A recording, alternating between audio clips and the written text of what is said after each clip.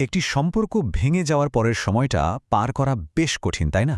আজকে আমরা ঠিক এই বিষয়টি নিয়েই আলোচনা করব। কিভাবে সেই মানসিক আঘাত থেকে বেরিয়ে এসে জীবনে সফলভাবে মুভ অন করা যায়, তার একটি সুগঠিত ও বাস্তবসম্মত রোডম্যাপ বিশ্লেষণ করব আমরা।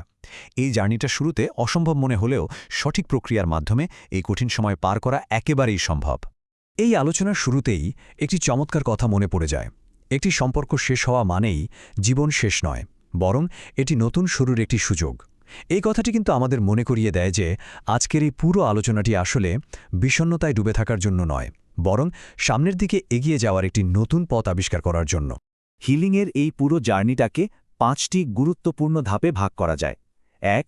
আবেগকে মেনে নেওয়া। 2. নো কন্ট্যাক্ট রুল মেনে চলা। 3. নিজেকে ব্যস্ত রাখা। 4. বর্তমানের ওপর ফোকাস করা। এবং 5. সেলফ কেয়ার বা নিজের যত্ন নেওয়া। তো প্রথম ধাপটি হল আবেগকে মেনে নেওয়া এবং তাকে স্বাভাবিকভাবে প্রকাশ হতে দেওয়া। মানসিক স্বাস্থ্যের জন্য কষ্ট বা রাগ মনের ভেতর জমিয়ে রাখাটা মোটেও ভালো কোনো আইডিয়া নয়। এটা ভেতরের ক্ষতকে আরও গভীর করে।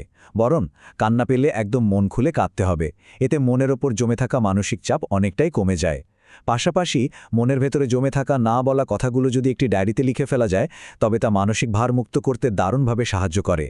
এগুলো আসলে আবেগ প্রকাশের অত্যন্ত সুস্থ উপায়। এবার আসি দ্বিতীয় ধাপে, নো কন্ট্যাক্ট রুল প্রয়োগ করা এবং মানসিক শান্তির জন্য সুস্থ সীমানা নির্ধারণ করা। বিচ্ছেদের পর মানসিকভাবে সুস্থ থাকার জন্য এই বাউন্ডারি তৈরি করা একদম প্রথম শর্ত বলা যায়। নো কন্ট্যাক্ট মানে হলো প্রাক্তনের সাথে সব ধরনের যোগাযোগ সম্পূর্ণভাবে বিচ্ছিন্ন করা।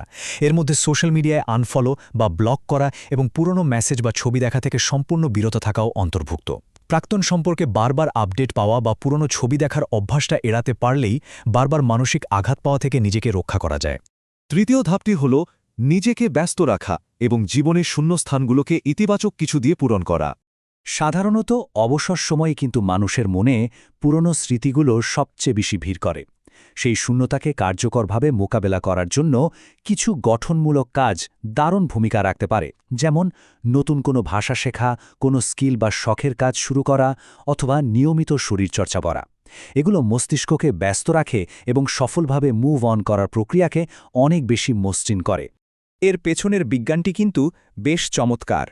শারীরিক ব্যায়ামের সময় মস্তিষ্কে এন্ডরফিন নামের হরমোন নিঃসরণ হয়। এটি হলো শরীরের প্রাকৃতিক ফিল গুড হরমোন, যা মন ভালো রাখতে এবং মানসিক শক্তি কয়েক গুণ বাড়িয়ে দিতে সরাসরি কাজ করে। এতক্ষণ আমরা যা দেখলাম, চলুন তা একবার মিলিয়ে নিই। প্রথম 3টি ধাপ, আবেগ প্রকাশ করা, নো কন্ট্যাক্ট রুল মানা এবং নিজেকে ব্যস্ত রাখা। এই 3টি কাজ মূলত রিকভারির পরবর্তী 2টি ধাপের জন্য একটি অত্যন্ত মজবুত ভিত্তি তৈরি করে দেয়। আমাদের চতুর্থ ধাপটি হল বর্তমানের ওপর ফোকাস করা, অর্থাৎ পেছনের দিকে না তাকিয়ে সামনের দিকে তাকানো। অতীতের ভুল বা বিচ্ছেদ নিয়ে বারবার চিন্তা করাটা মানসিক স্বাস্থ্যের জন্য ভীষণ ক্ষতিকর। একদিকে অতীতের ভুল নিয়ে পড়ে থাকলে তা কেবল মানসিক কষ্টই বাড়ায়, অন্যদিকে ভবিষ্যতের পরিকল্পনা করাটা জীবনে একটি নতুন লক্ষ্য ও দিক নির্দেশনা তৈরি করে দেয়। সফলভাবে মুভ অন করার জন্য এই প্রোঅ্যাক্টিভ দৃষ্টিভঙ্গিটি একেবারে অপরিহার্য। বর্তমানে যুক্ত থাকার একটি দারুণ উপায় হল এমন পরিবার এবং বন্ধুদের সাথে সময় কাটানো যারা সত্যিকার অর্থেই সাপোর্ট দেন।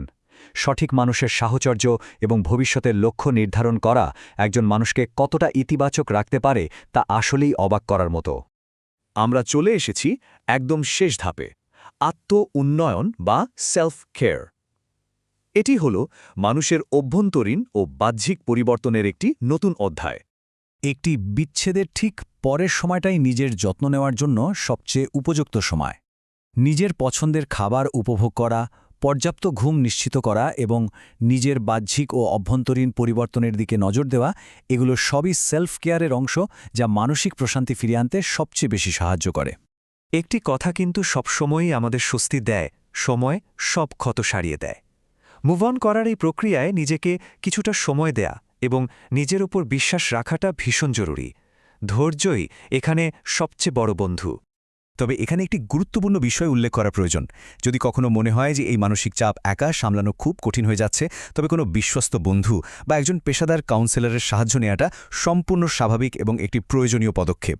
এতে সংকোচ করার একদমই কিছু নেই। আজকের এই বিশ্লেষণের একদম শেষে চলে এসেছি আমরা। সময় যদি সব ক্ষত সারিয়েই দেয়, তবে সামনে কোনো নতুন শুরুটি লেখা হওয়ার অপেক্ষায় আছে। একটি সম্পর্কে শেষ মানেই কোনো চূড়ান্ত সমাপ্তি নয়, বরং এটি একটি আশাবঞ্জক নতুন শুরুর সীমারেখা। জীবনকে নতুন করে সাজানোর এই যাত্রায় এই ধাপগুলো একটি চমৎকার গাইডলাইন হতে পারে।